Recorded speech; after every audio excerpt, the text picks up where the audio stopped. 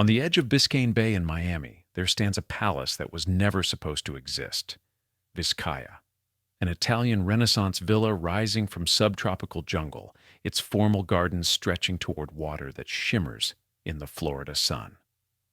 70 rooms filled with European treasures, stone terraces overlooking the bay, fountains and sculptures imported from villas that had stood for centuries before this one was imagined.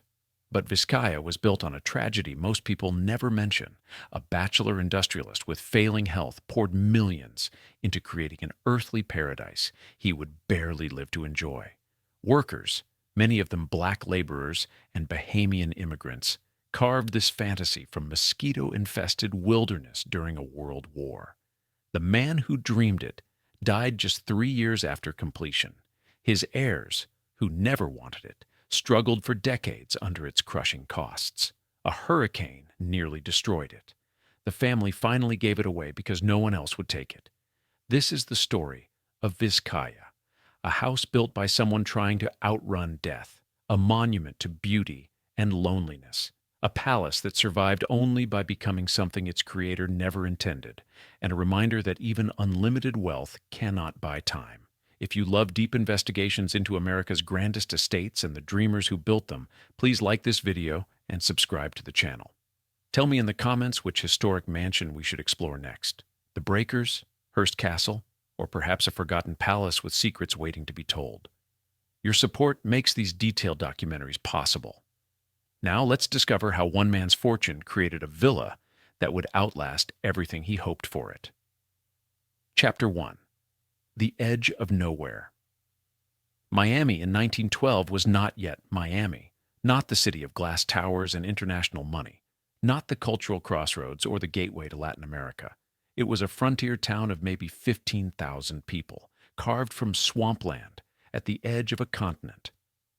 Accessible only by a single railroad track that Henry Flagler had pushed south through palmetto scrub and pine forests just 16 years earlier. The landscape was hostile. Swamps bred mosquitoes by the millions. The heat and humidity made summer almost unbearable for anyone not born to it. Hurricanes roared through with terrifying regularity. Alligators and panthers still prowled the Everglades that began just west of the tiny settlements. The bay water was beautiful, but shallow, unsuitable for deep-draft ships or serious commerce.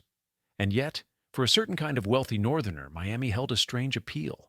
It was warm in winter when New York and Chicago froze. It was distant, exotic, unspoiled. It was empty enough that a person with money could reshape it entirely, building something that would have been impossible in the crowded, rule-bound North.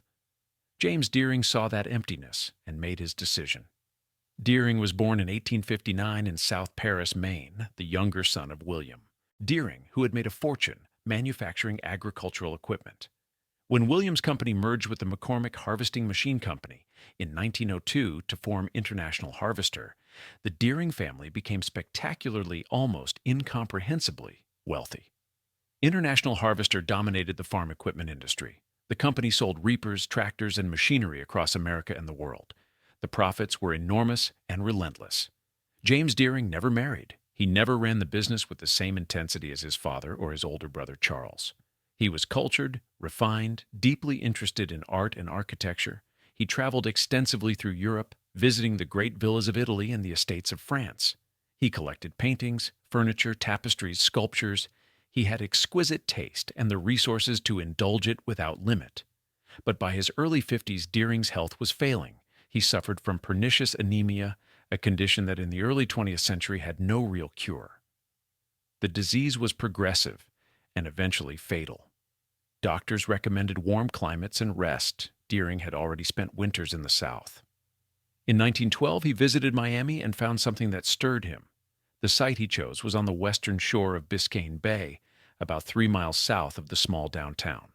It was 180 acres of dense coastal jungle, mangrove swamps, hammock forests, coral rock outcroppings. There were no roads, no buildings, no infrastructure of any kind, just tangled vegetation, insects, and the glittering bay beyond. To most people, it would have seemed insane. To Deering, it was perfect, isolated enough for privacy, beautiful enough to justify the expense, and crucially, empty enough that he could create exactly what he wanted without interference or compromise. He purchased the land. The price was modest by his standards, a few $100,000 for property that seemed worthless to almost everyone else. Then he began assembling the team that would turn his vision into reality. The choice of Miami mattered. It was not simply about climate or health, though those were factors. It was about freedom. In Newport or the Hudson Valley, Deering would have been building among other estates, constrained by social expectations and architectural traditions. In Miami, he was free to create something entirely his own, a personal kingdom at the edge of the known world. That freedom came with costs. Everything had to be imported: materials, craftsmen, ideas. The construction would be extraordinarily difficult. The climate would fight every step of the process. And the isolation that made the site attractive also meant that Deering's dream would be fragile, dependent entirely on his ability to sustain it from afar. But in 1912, Deering was not thinking about sustainability. He was thinking about time. He knew he did not have much left. He wanted to create something beautiful before he died, something that would last, something that would say without words that James Deering had existed and that his life had meant something beyond the machinery his family sold to farmers. The project began in 1914. The world was changing rapidly. Europe was sliding toward war, but on a stretch of Miami wilderness, hundreds of men were about to start building a villa that belonged to another century entirely. Chapter 2: The Bachelor and His Court. James Deering understood that he could not build Vizcaya alone. He was not an architect. He was not a landscape designer. He had vision and money, but translating vision into stone required experts. And so, he assembled what became almost a creative court: talented men who would interpret his dreams and make them physically real. The first and most important hire was Paul Chalfin. Chalfin was a New York artist and decorator, a man of refined European tastes who had studied in Paris and understood the language of old-world elegance. Deering appointed him artistic director of the entire project. Chalfin's job was to ensure that every element, architecture, interiors, landscaping, furnishings, worked together to create a coherent aesthetic vision. Chalfin was demanding, meticulous, sometimes tyrannical. He fired contractors who disappointed him. He rejected materials that did not meet his standards. He traveled to Europe repeatedly, buying entire rooms of paneling, ceilings, furniture, sculpture, and architectural fragments from Italian villas and French chateaux. He haunted auction houses and dealers, assembling a collection that would fill the villa with authentic European atmosphere. For the architecture itself, Chalfin brought in F. Burrell Hoffman, Jr., a young architect from New York. Hoffman designed the main house in the Italian Renaissance style that Deering admired. The design referenced the great villas along Italy's northern lakes: symmetrical facades, arcaded loggias, red tile roofs, and stone terraces descending toward water. The landscape was entrusted to Diego Suarez, a Colombian-born designer who had trained in Italy. Suarez faced an extraordinary challenge. Deering wanted formal European gardens, geometric parterres, fountains, statuary, clipped hedges, in a climate where such gardens had never existed. Miami's subtropical environment would resist every attempt to impose European order. Plants that thrived in Tuscany would wither in Florida humidity. Stone and metal would corrode under salt air. Hurricanes could destroy decades of work in a single night. Suarez designed anyway.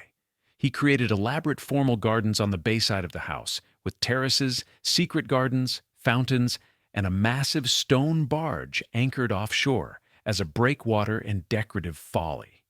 He planted palms and native trees, but shaped them into European forms. He installed hundreds of sculptures and architectural pieces that Chalfin shipped from Italy.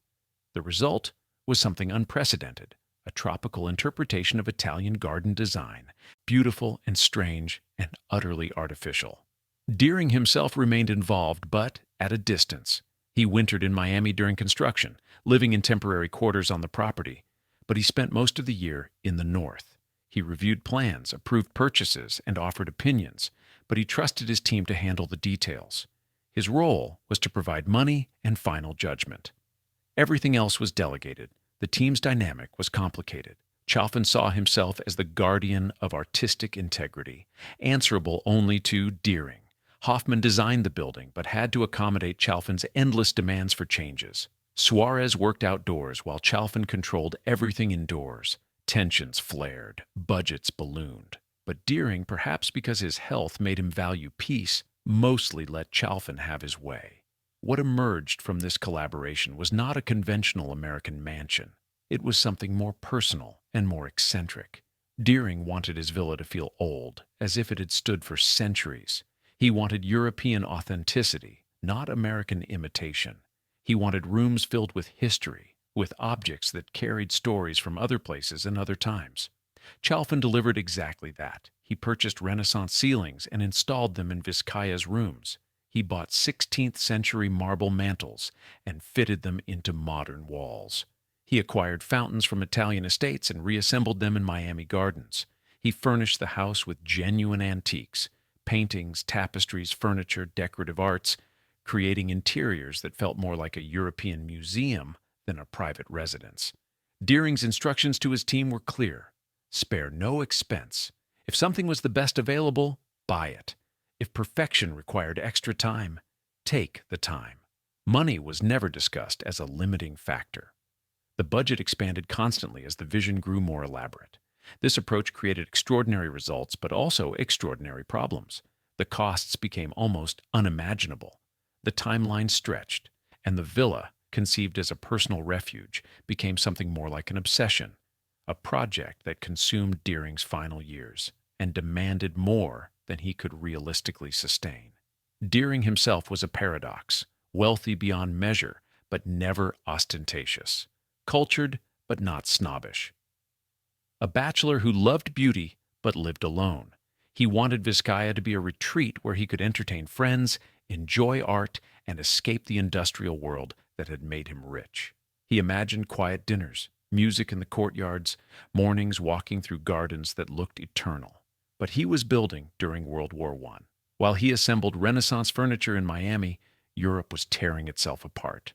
The irony was not lost on contemporary observers. One man spending millions to recreate an idealized past while the real past burned.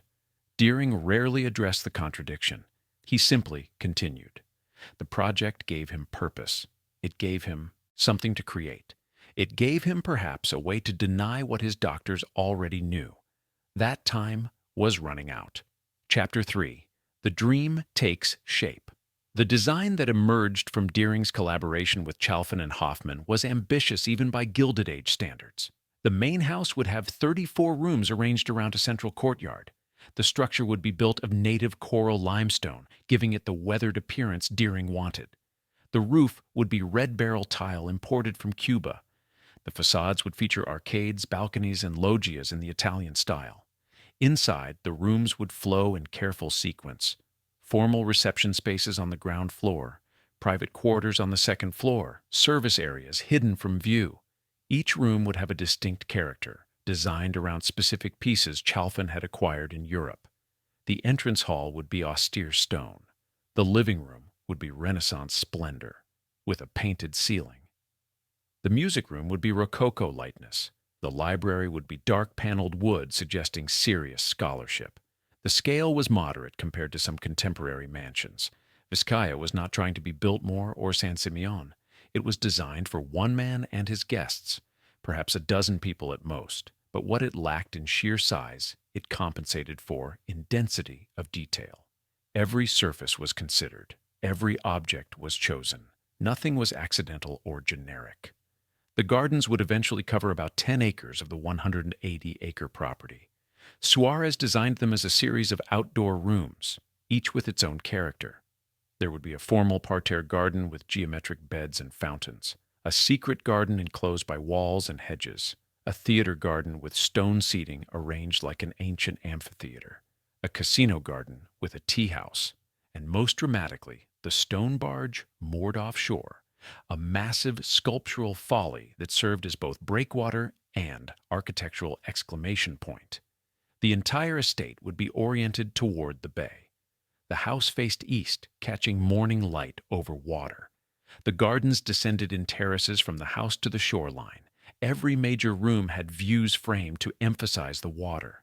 The design treated Biscayne Bay as part of the composition, a living element that would change with light and weather, but remain constant in its presence. Deering wanted the villa to feel inhabited, not new. This was the most unusual aspect of the vision. He did not want pristine perfection. He wanted the mellowness of age. He instructed his team to use weathered materials when possible. Stones should look old. Wood should show patina. Walls should suggest centuries of sun and rain, even though they were freshly built. This desire for artificial age ran through the entire project. Chalfin purchased antique elements whenever possible: old doors, old ironwork, old tiles.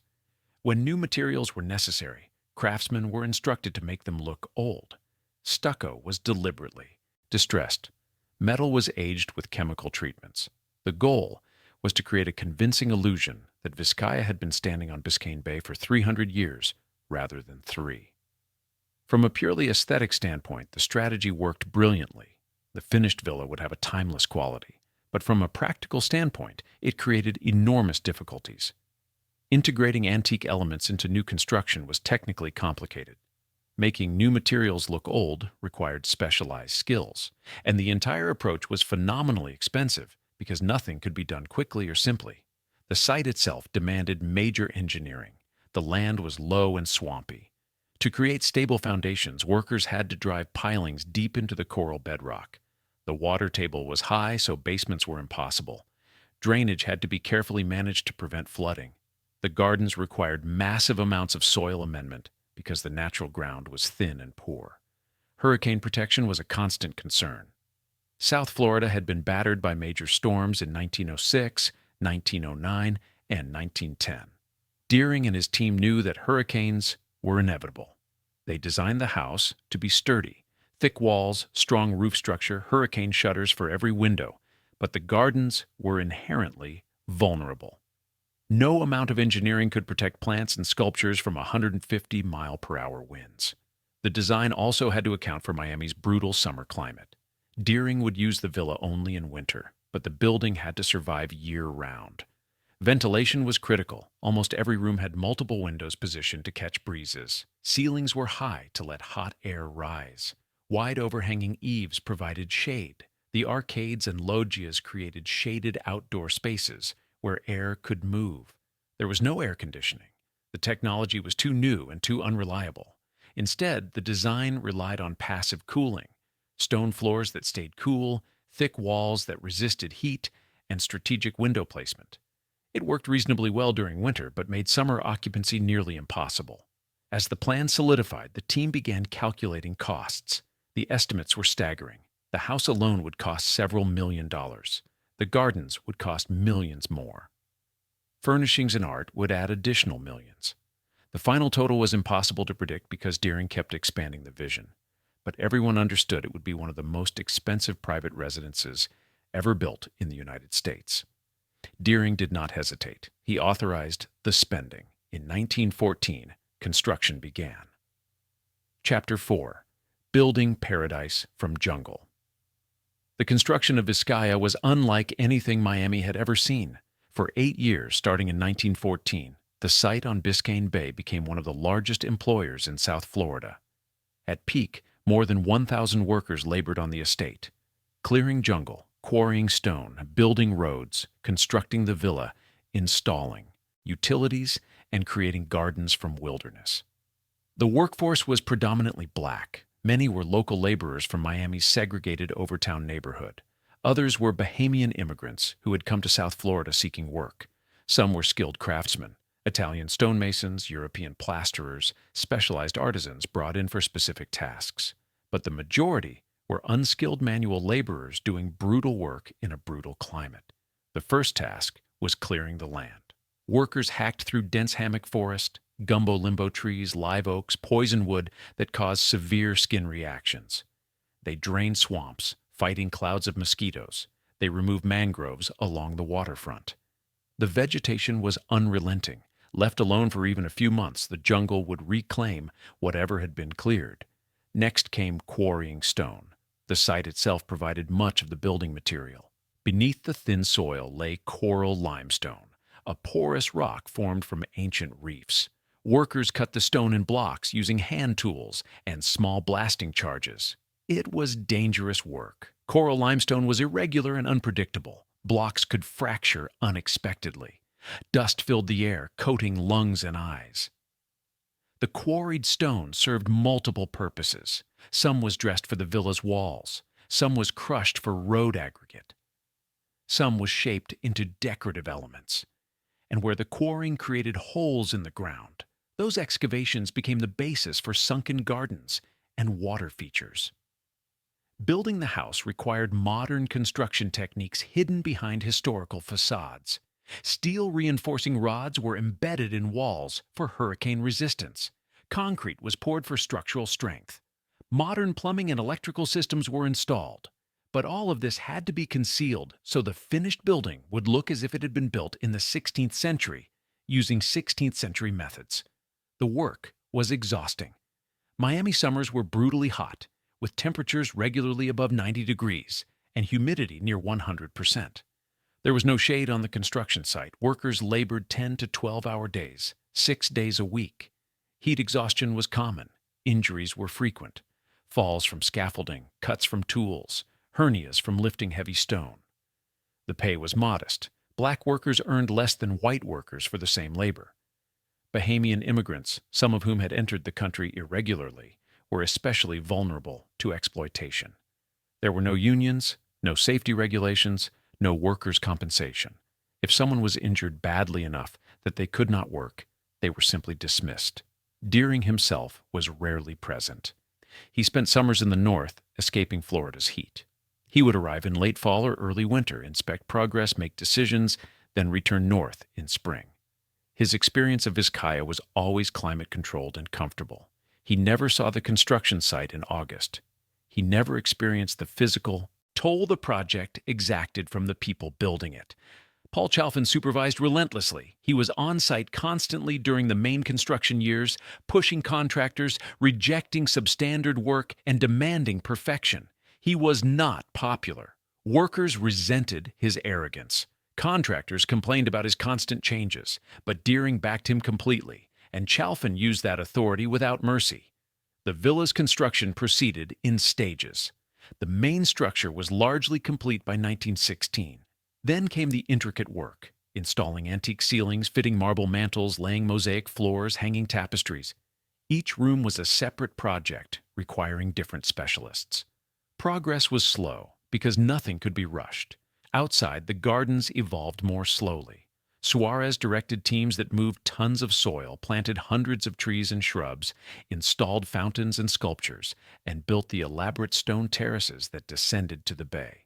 The stone barge alone took 2 years to construct, a massive floating sculpture made of concrete disguised as weathered stone, anchored offshore by cables and pilings. Supplying the site was a logistical challenge. Miami in 1915 was not equipped to support a project of this scale. Materials had to be imported: Italian marble, Cuban tiles, French ironwork, Spanish textiles. Ships arrived in Miami Harbor carrying furniture, sculpture, and architectural fragments. Trucks hauled loads from the docks to the estate over unpaved roads. Even basic materials were sometimes difficult to obtain. World War I disrupted shipping. Certain goods became unavailable or prohibitively expensive. Chalfin adapted, finding substitutes or waiting months for specific items to arrive. The war also created labor shortages as men enlisted or were drafted. The construction slowed but never stopped completely. The cost mounted relentlessly. Initial estimates of $1 million proved laughably low. By 1916, spending had already exceeded $5 million. By 1918, the figure was approaching $10 million. By completion in 1922, the total cost was estimated at between $15 million and $20 million, equivalent to well over $300 million in today's currency. Deering never flinched. His fortune was vast enough that even Vizcaya's staggering expenses barely touched it. International Harvester continued generating enormous profits. Deering's dividends flowed in steadily. He could afford to build a palace, and he did. But there was something troubling about the timing. Vizcaya was built during and immediately after World War I, a conflict that killed millions and devastated Europe. While European cities burned, Deering was reconstructing an imaginary European past in Florida.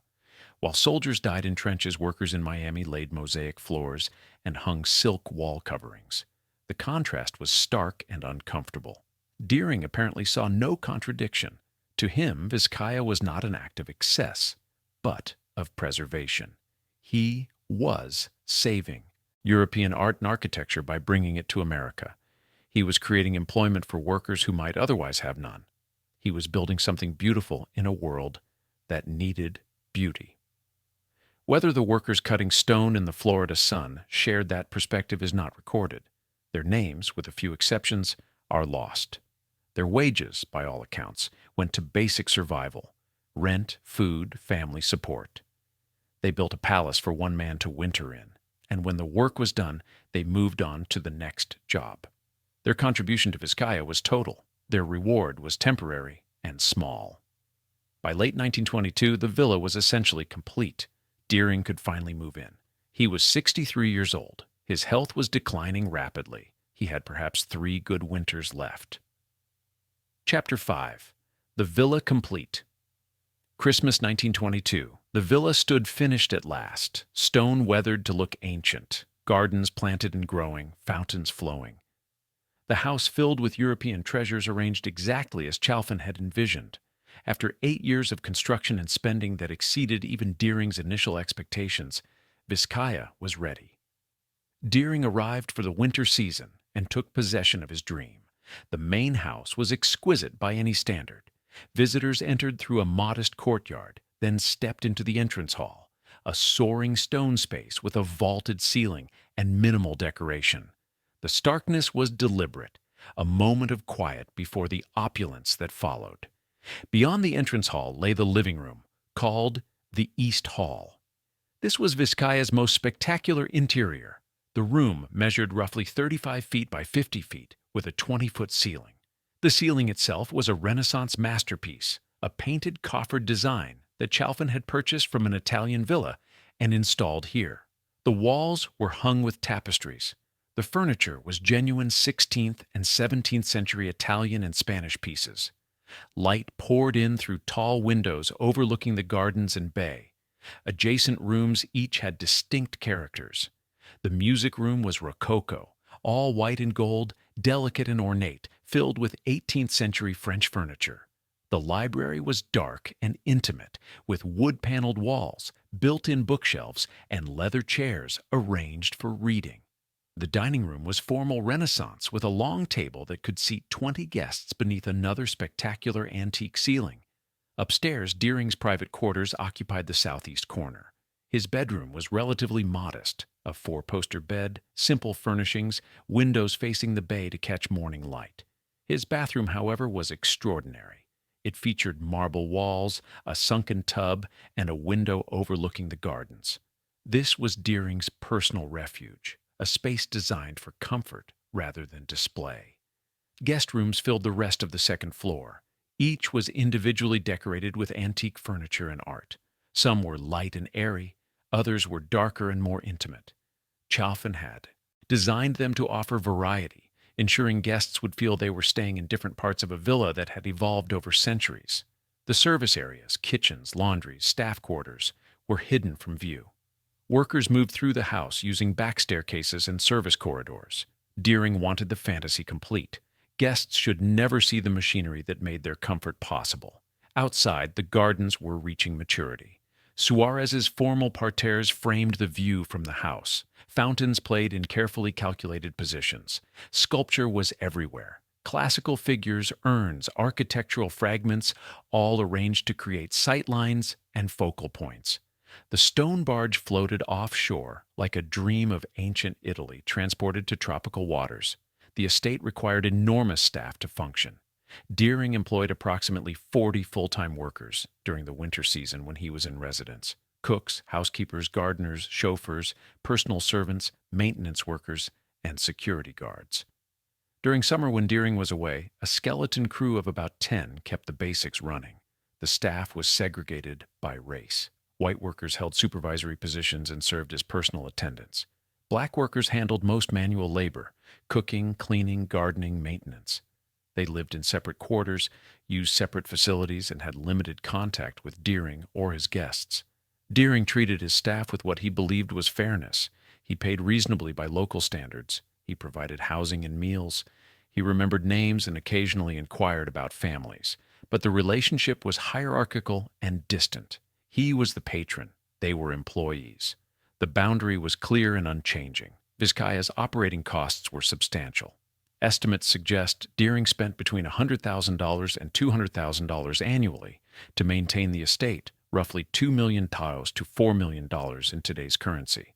That figure covered salaries, utilities, repairs, garden upkeep, insurance, and property taxes. It did not include the cost of entertaining, which could be considerable when Deering hosted guests. Entertaining was one of Vizcaya's primary functions. Deering invited friends from New York, Chicago, and Europe. Artists, musicians, intellectuals, society figures. Dinners were elegant but not ostentatious. Music was performed in the courtyard or music room. Guests strolled through the gardens. Conversations ranged across art, literature, politics, and travel. Deering himself was a gracious but reserved host. He participated in conversations but rarely dominated them. He enjoyed showing the villa to first-time visitors, explaining the provenance of specific pieces, pointing out architectural details, but he was not interested in social climbing or making grand impressions. Vizcaya was personal, not performative. The villa's isolation contributed to its intimacy. Miami in the 1920s was still small and provincial. There was no local society that Deering needed to impress or join. The few other wealthy winter residents were scattered. Vizcaya was its own world, separate from everything around it. Yet that isolation also created a certain loneliness. Deering lived alone. He had friends but no family nearby. His brother Charles had died in 1927. His health was deteriorating, and Vizcaya, for all its beauty, could not provide what he perhaps needed most: companionship and purpose beyond aesthetics. The villa was complete, but Deering's time to enjoy it was running out faster than anyone fully understood. Chapter 6. 3 Winters. Deering had 3 full winter seasons at Vizcaya, 1922-23, 1923-24, and 1924-25. 3 brief periods when he could live in the villa as he had imagined it, surrounded by beauty, enjoying the Florida sun, entertaining friends in rooms filled with European art. Those winters followed a rhythm. Deering would arrive in November or December, escaping New York's cold. He would settle into his routine, mornings reading or working in the library, afternoons walking the gardens or inspecting new plantings, evenings with guests or quiet dinners alone. He corresponded with dealers and scholars about his collections. He continued making small acquisitions and refinements. Vizcaya was never truly finished in his mind. The villa functioned exactly as designed. The rooms were comfortable without being ostentatious. The gardens provided endless variety. The bay views changed with light and weather, offering constant visual interest. The staff kept everything running smoothly and invisibly. Guests came and went. Some stayed for days. Others visited for an afternoon. Deering showed them the house with obvious pride, but without boastfulness. He wanted them to appreciate what he had created, not to envy him. The distinction mattered to him. But beneath the surface tranquility, Deering's health was failing noticeably. His anemia was progressing. He tired easily. He moved more slowly. Friends noticed that he was thinner, paler, less energetic than even a year before. Doctors had no treatment to offer beyond rest and warm climate, both of which Vizcaya provided, but neither of which could reverse the underlying condition. Deering must have known his time was limited. He had built Vizcaya knowing he would not live to old age in it. The entire project carried that awareness, the urgency of the construction, the willingness to spend whatever was necessary, the desire to see it completed quickly, all reflected a man racing against a biological deadline. During the winter of 1924-25, Deering's decline became obvious. He spent more time resting. He saw fewer guests. He wrote letters arranging his affairs, though he avoided explicit discussion of his health. His staff noticed the change. His closest friends grew quietly worried. In spring 1925, Deering prepared to return north as usual. The journey back to New York was by ship, but this time he was too weak to make the trip comfortably. He traveled anyway, perhaps hoping that being back in familiar surroundings would somehow help. It did not. James Deering died in September 1925 at his home in New York. He was 66 years old. He had owned Vizcaya for barely 3 years. The death was quiet and expected. His close friends mourned him. The press noted his passing with brief obituaries that mentioned his family's business, but said little about Vizcaya. Most Americans had never heard of the villa. To them, James Deering was simply another wealthy bachelor who had lived comfortably and died peacefully. But for Vizcaya, Deering's death was catastrophic. The villa had been built for one man's specific use. It was designed around his tastes, his habits, his vision. Without him, it had no clear purpose. Deering's will left the estate to his nieces, the daughters of his late brother Charles. Marion Deering inherited the largest share, effectively becoming Vizcaya's owner. But Marion lived in Illinois. She had her own life, her own interests, her own family. She did not want to live in Florida. She did not share her uncle's passion for Italian Renaissance architecture or European art. She had inherited a palace she never asked for and did not know what to do with. The immediate problem was financial. Vizcaya consumed approximately $100,000 per year in operating costs, and that was just to keep it standing. Full seasonal operation cost even more. Marion had inherited wealth, but not unlimited wealth. Maintaining the estate would drain resources that she had other uses for. She tried the obvious solutions. She considered selling it, but who would buy such a property? It was too expensive to operate as a private residence. It was too specialized to convert to commercial use. Miami's economy in 1925 was not robust enough to support luxury hotels or high-end clubs, and the building itself was so eccentric, so personal to Deering's vision, that it resisted easy repurposing. Marion also explored keeping it in the family as a vacation property, used occasionally by various Deering relatives. But that model required someone to manage it year-round, and none of the family wanted that responsibility. Besides, the operating costs remained whether anyone was using it or not. For the first year after Deering's death, Marion kept the full staff employed and maintained Vizcaya as if her uncle might return at any moment. Perhaps she hoped a solution would present itself. Perhaps she felt obligated to honor his memory. But as months passed and costs accumulated, the situation became unsustainable. In 1926, she began reducing staff. Gardeners were let go. Housekeepers were dismissed. Only essential maintenance workers remained. The villa was effectively placed on life support, kept from deteriorating, but no longer actively lived in or fully maintained. The gardens suffered first. Without constant care, tropical vegetation began reclaiming the carefully designed spaces. Weeds invaded the parterres. Trees grew unchecked. Fountains broke down and were not repaired. The formal beauty that Suarez had created started dissolving back into Florida wilderness. Then, in September 1926, 1 year almost to the day after Deering's death, a massive hurricane struck South Florida. The storm devastated Miami, killing more than 400 people and destroying much of the young city's infrastructure. Vizcaya stood directly in the hurricane's path. The villa survived, but barely, and what the storm did to Deering's dream would take decades to repair, if it could be repaired at all. Chapter 7. The Hurricane's Blow. The Great Miami Hurricane of 1926 was one of the most powerful storms ever to strike South Florida. Wind speeds exceeded 140 miles per hour. The storm surge pushed Biscayne Bay inland, flooding areas that had never seen seawater. Buildings that had stood for decades were reduced to splinters. The young city of Miami was fundamentally altered in a single night. Vizcaya took the full force of the hurricane. The bay waters rose dramatically, flooding the gardens and lapping at the house's foundation. Wind tore at the red tile roof, ripping hundreds of tiles loose. Windows shattered despite hurricane shutters. Trees planted over 8 years were uprooted. The formal gardens were devastated. The stone barge, Diego Suarez's monumental offshore sculpture, was partially destroyed. The concrete structure cracked. Statuary was knocked loose or swept into the bay. The mooring cables held, but the barge would never look the same. Inside the house, water penetrated through broken windows and damaged roof sections.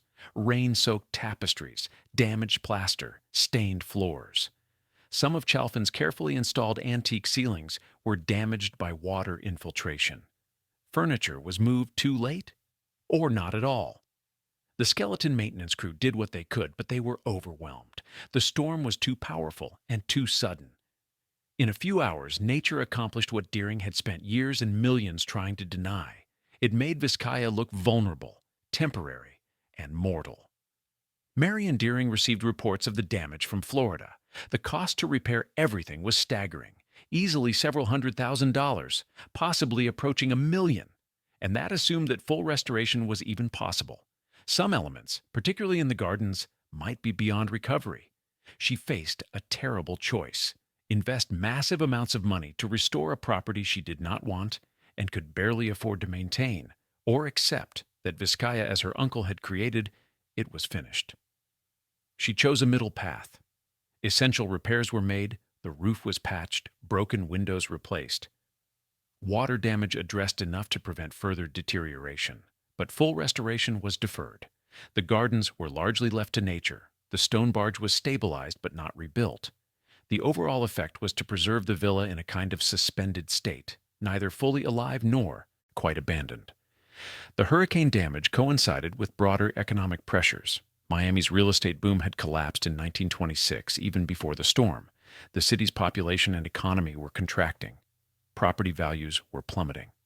The context that might have supported a grand estate was disappearing.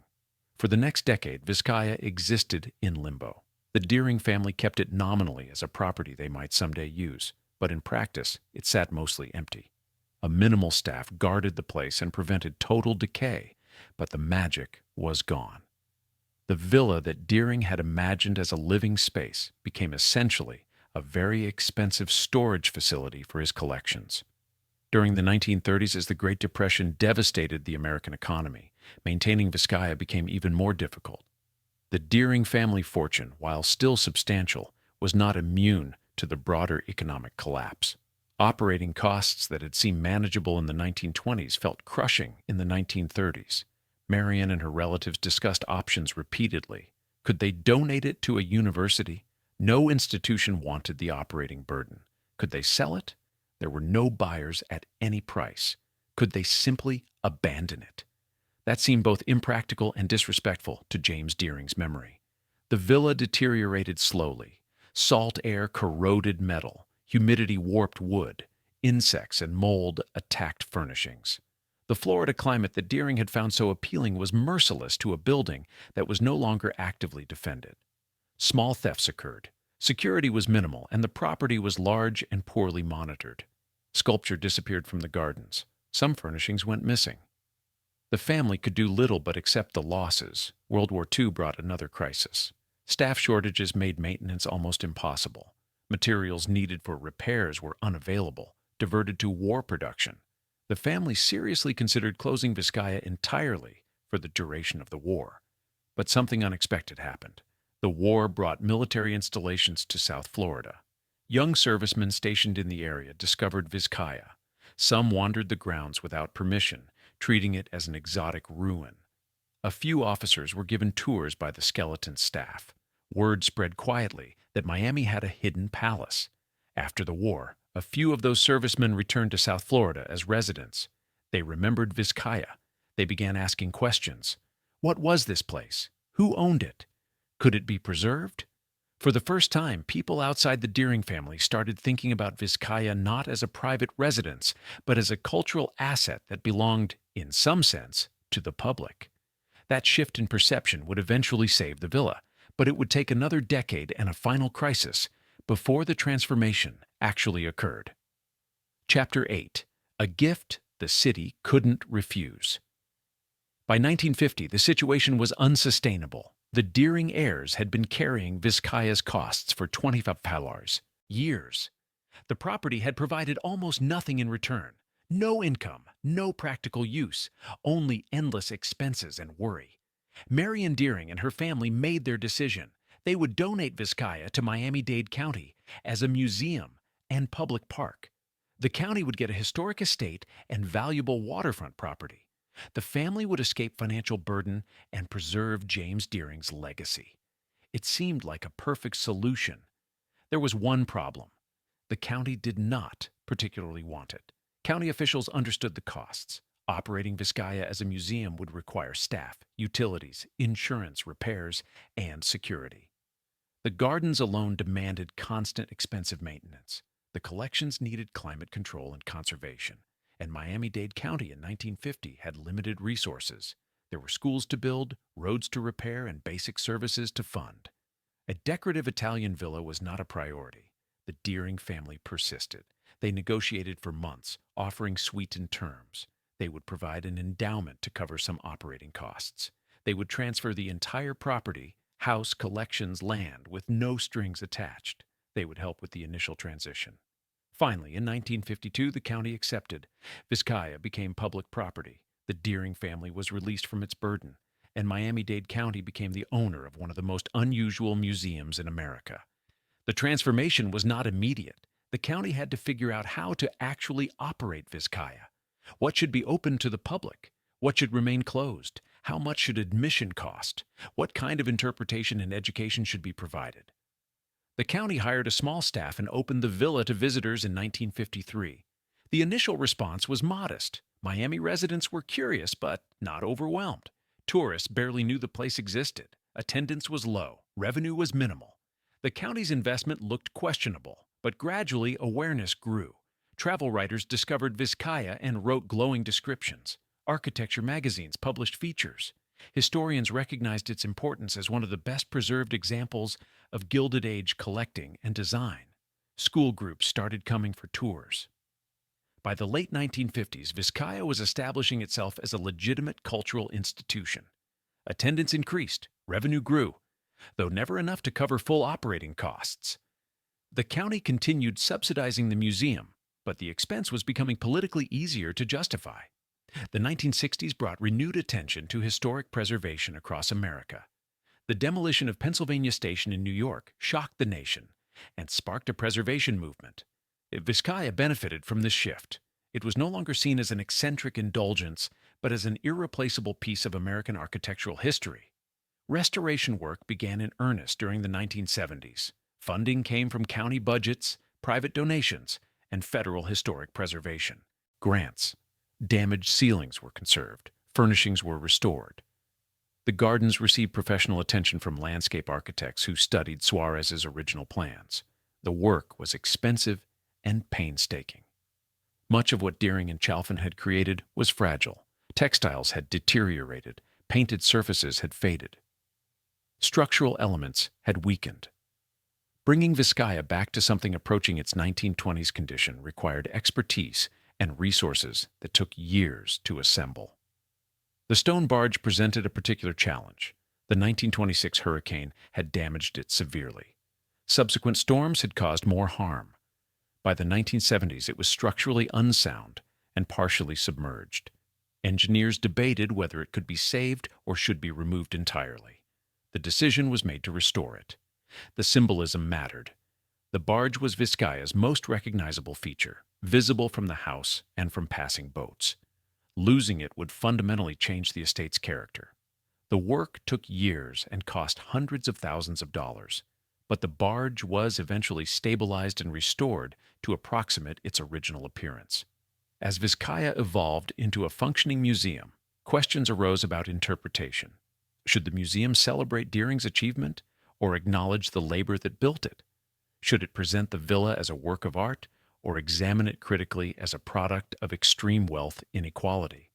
Initially, the museum took a traditional approach. Tours focused on architecture, furnishings, and Deering's biography. The craftsmen and laborers who built Vizcaya were barely mentioned. The economic and social context was ignored. The villa was presented as beautiful and historically important, with little room for uncomfortable questions. This began to change in the 1980s and 1990s as museums nationwide grappled with more nuanced historical interpretation. Vizcaya started acknowledging its construction history more honestly. Tours mentioned the workforce. Labels discussed labor conditions. Educational programs explored the relationship between the villa's beauty and the people who created it. The transformation was incomplete and sometimes awkward. Vizcaya remained at its core a celebration of Deering's taste and vision. But there was at least some recognition that his dream rested on foundations more complicated than marble and coral stone. By the early 21st century, Vizcaya had stabilized as an institution. Annual attendance reached around 200,000 visitors. The operating budget exceeded $6 million per year, funded by admissions, private donations, county support, and special events. The villa hosted weddings, corporate functions, and cultural programs that generated revenue while introducing new audiences to the property. The irony was not lost on observers. The villa that James Deering built for private enjoyment had survived only by becoming public. The palace that his heirs could not afford to maintain thrived as a museum supported by thousands of small contributors and county subsidies. The transformation Deering never could have imagined turned out to be Vizcaya's salvation. Chapter 9. What remains? What endures today? Vizcaya stands as one of South Florida's most visited historic sites. More than 200,000 people walk its halls each year. They photograph the gardens. They marvel at the Renaissance ceilings. They stand on the terrace overlooking Biscayne Bay and imagine what life might have been like for James Deering. During those 3 brief winters, the villa is immaculately maintained. The county and the Vizcaya Museum and Gardens Trust invest millions annually in conservation. Damaged elements are repaired. Collections are professionally preserved. The gardens, while never matching Suarez's original perfection, are beautiful and historically accurate. Yet Vizcaya remains fragile. South Florida's climate is relentless. Salt air corrodes metal. Humidity attacks wood and textiles. Insects and mold are constant threats. Every hurricane season brings renewed anxiety. The villa sits barely above sea level. Rising seas and more intense storms pose existential threats that money and expertise can only delay, not eliminate. Climate change looms over Vizcaya like a slow-motion disaster. Scientists project that sea levels will rise significantly over the next century. Even conservative estimates suggest increases that would put Vizcaya's gardens underwater regularly. More dramatic projections predict that the entire property could become uninhabitable. The museum is developing adaptation strategies. Engineers study ways to raise seawalls, improve drainage, and protect buildings. But there are limits. At some point, the cost of defending Vizcaya against rising water may exceed what any institution can afford. At that point, difficult choices will have to be made. The villa also faces ongoing questions about its meaning and purpose. As a museum, it occupies an uncomfortable position. It celebrates extraordinary beauty and craftsmanship while embodying profound inequality. It attracts visitors with its opulence while owing its existence to labor that was exploited and forgotten. Museum staff try to address this honestly. Educational programs now discuss the workforce that built Vizcaya. Tours acknowledge the economic disparities between Deering and his employees. School groups learn about both the architecture and the people who created it. But the tension remains. Visitors come to see beauty, not to confront difficult truths about class and race. They want inspiration, not guilt. The museum must balance historical honesty with public appeal, a challenge that never fully resolves. Vizcaya also represents Miami's broader evolution. When Deering built it in 1914, Miami barely existed. The villa rose from wilderness at the edge of nowhere. Today it sits in the middle of a major metropolitan area. High-rises surround it. Highways pass nearby. The isolation that made it special has vanished. Yet Vizcaya endures as a reminder of what Miami once was, a frontier where wealthy visionaries could create private worlds unconstrained by existing rules or expectations. The villa is Miami's connection to its own origin story, proof that the city's transformation from swamp to metropolis was neither inevitable nor natural, but driven by specific people, making specific choices for specific reasons. The legacy is complicated. Vizcaya is undeniably beautiful. The architecture is significant, the collections are valuable, the gardens are spectacular. As a work of art and craftsmanship, it deserves preservation and celebration, but it is also a monument to excess. One man spent over $15 million, more than $300 million in today's currency, to create a winter retreat he used for 3 years. Hundreds of workers labored in brutal conditions for wages that barely covered survival, so that Deering could live surrounded by beauty. The villa embodies both American achievement and American inequality in their purest forms. James Deering probably did not think of Vizcaya in these terms. To him, it was personal, a place to find peace, to enjoy art, to escape the industrial world that made his wealth possible. He built it for himself, not for posterity or public edification. Yet posterity claimed it anyway. The villa Deering wanted as a private refuge became a public treasure. The collections he assembled for his own pleasure now educate thousands. The gardens he designed for solitary walks now host families and school groups. His dream survived by transforming into something he never intended. This transformation is Vizcaya's real story, not the construction or the design or even Deering himself, but the slow evolution from private to public, from monument to ego, into shared cultural resource.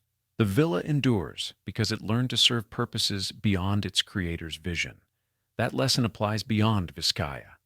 Grand estates across America face similar fates. Many were demolished, lost forever because no one could afford them, and no one could imagine them serving public needs. Those that survived almost all followed Vizcaya's path. Transformation from residence to museum, from private to public, from burden to asset. The survival required sacrifice. The original vision was diluted. The personal connection was severed, but something valuable was preserved: beauty, history, craftsmanship, and a tangible link to a vanished era. Vizcaya today is neither what Deering imagined nor what critics might wish. It is something messier and more democratic, a place where thousands of ordinary people can glimpse extraordinary beauty, where uncomfortable histories can be acknowledged without destroying appreciation for human achievement, where a palace built for one becomes, imperfectly but genuinely, a resource for many. Whether that transformation represents victory or compromise depends on perspective, but it represents survival. And in South Florida's harsh climate, with rising seas and intensifying storms, survival itself is no small achievement. Chapter 10. The Mirror and the Warning. Standing on Vizcaya's terrace today, looking out over Biscayne Bay, it is easy to forget the complexities.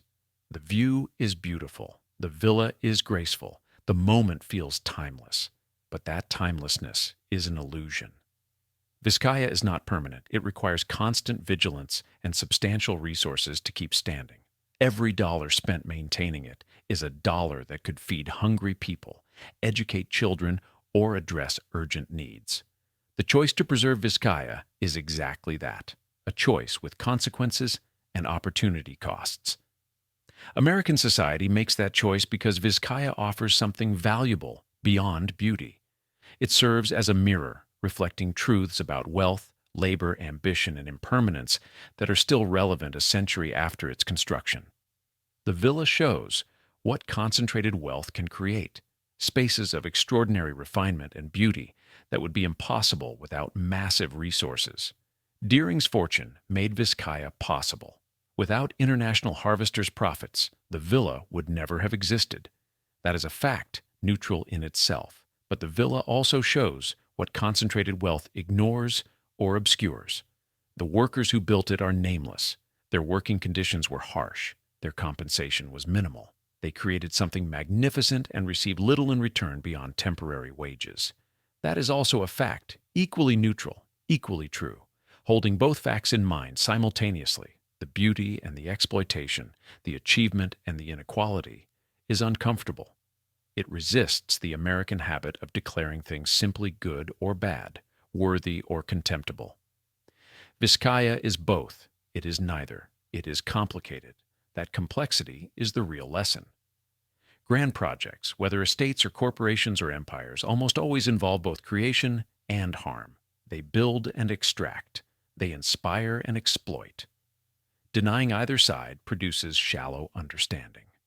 Vizcaya also demonstrates the temporary nature of private wealth. Deering thought he was building something permanent, something that would outlast him and carry his vision forward. He succeeded in creating a structure that stands a century later, but he failed utterly in maintaining control over its purpose and meaning. The villa survived by becoming something Deering never intended: public, not private; democratic, not exclusive; educational, not merely beautiful. His dream persisted only by transforming beyond recognition. This pattern repeats constantly in American history. Robber barons build mansions that become museums. Industrialists create foundations that outlive their companies. Tycoons endow universities that question the systems that made their fortunes possible. Private wealth, no matter how vast, proves temporary. Public institutions, properly structured, can endure. Vizcaya offers another lesson, more urgent now than when Deering built it. The villa sits barely above sea level in a region facing dramatic climate change. Its long-term survival is genuinely uncertain. Within decades, possibly within years, rising seas could make the property untenable. That vulnerability is a warning. Wealth cannot buy exemption from physical reality. Engineering can delay consequences, but not eliminate them. Nature operates on scales that dwarf human ambition. The ocean does not care about Vizcaya's beauty or historical significance. It will reclaim the land if given opportunity and time. Every grand coastal estate faces this reality now. From Newport to Palm Beach to California, properties worth hundreds of millions sit exposed to rising water and intensifying storms. Their owners can afford elaborate defenses, seawalls, drainage systems, hurricane-proof construction. But those defenses have limits. Vizcaya's fragility illustrates a broader truth. The systems that created extreme wealth, industrial capitalism, global trade, fossil fuel consumption, are the same systems driving climate change. The palaces built with those fortunes now face destruction from environmental forces those fortunes helped unleash. The irony is brutal and unavoidable.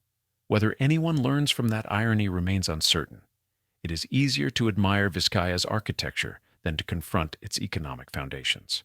Easier to appreciate the gardens than to acknowledge the environmental unsustainability of maintaining them. Easier to tour the rooms than to ask why one man had so much, while the people who built his palace had so little. Museums like Vizcaya can facilitate that learning if they choose to. They can present beauty without erasing complexity. They can honor craftsmanship while naming exploitation. They can celebrate human achievement while acknowledging human cost. The alternative is sanitized history, pretty stories that make visitors feel good without making them think. That approach preserves buildings, but loses the chance to preserve something more valuable. Honest understanding of how those buildings came to exist and what they reveal about the societies that created them. Vizcaya today stands at a crossroads. It can continue as a beautiful museum that tells a mostly comfortable story, or it can become something more challenging and more valuable. A place that uses beauty to open questions about wealth, labor, inequality, climate, and what we owe both to the past and to the future. The choice is not Vizcaya's alone. Every historic site, every museum, every institution preserving pieces of the past faces similar decisions. The question is always the same. Do we use history to congratulate ourselves or to understand ourselves more honestly? James Deering built Vizcaya to create beauty and find peace. He succeeded in the first goal. The villa is beautiful. Whether he found peace in those 3 brief winters is unknowable. But the villa he left behind offers something he never intended, an opportunity to look honestly at American wealth, American labor, and American dreams. The mirror is there. Whether anyone uses it wisely is up to them. Thank you for exploring Vizcaya with me. If this architectural journey moved you, please like this video and subscribe for more investigations into America's grandest estates. Tell me in the comments, which historic mansion should we examine next? The Vanderbilt Breakers in Newport? Henry Flagler's Whitehall in Palm Beach? Or perhaps another forgotten palace with a story waiting to be uncovered? Your suggestions shape future episodes. And if you're ever in Miami, visit Vizcaya yourself. Walk the gardens, see the rooms, and decide what the villa's century-long journey reveals about beauty, wealth, and the price of dreams. Until next time.